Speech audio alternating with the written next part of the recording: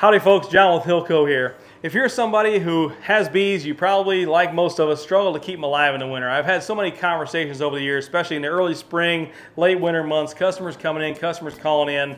My bees died, my bees didn't make it, you know, kind of sad about it, don't know what happened, what did I do wrong? And so many times I have asked these people, asked myself, I've been this guy too, so I don't want to sound like I'm pointing fingers at other people, I have been this guy too, you know, where you don't pay enough attention to Varroa control. The problem with Varroa is that we don't see the mites most of the time, you know, the signs aren't obvious, and it can affect the strongest hives, so the hives you think, oh, that one there, I'm not worried about that hive, that one's going to make it through winter, it's this weaker one over here that I'm worried about. And often what will happen, what I've seen happen, is that stronger hives are the first ones to go, and your weaker hives might be the ones that actually make it through the winter or make it longer. The reason for that is because Varroa flourishes when there's lots of brood. Varroa mites reproduce as part of the honeybee reproduction cycle as well. And so lots of bigger hives mean lots of brood, means a prime breeding ground for lots and lots of Varroa mites. So treat them mites. Don't assume you don't have mites. Don't go off, you know, because what the books will show you is pictures of these little red mites. You'll see them on the internet, these little red mites all over the backs of your bees, and you're not seeing that in your hive, and so you think, oh, I don't have mites, I don't see mites.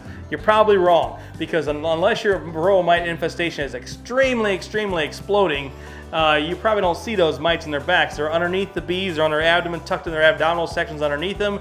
They're also reproducing inside of your capped brood cells. And so, check for mites, treat for mites, get her done. Don't mess around, guys, because the #1 cause of honeybee colony winter loss is Varroa mites. So you got to deal with it. You can't take it for granted. There's lots and lots of great treatment options out there for you.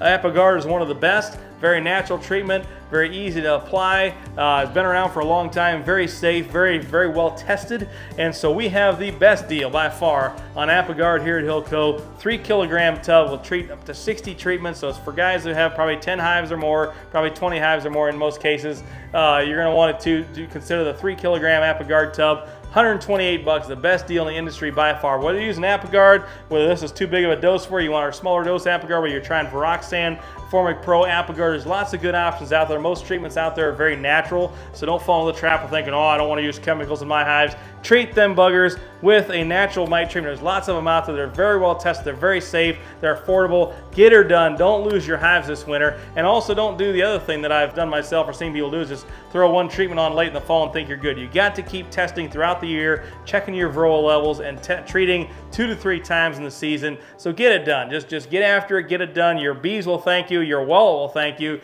And you'll have to come back to me and buy less bees. I don't necessarily love that, but I want you to succeed. So thanks for watching. Have a great day.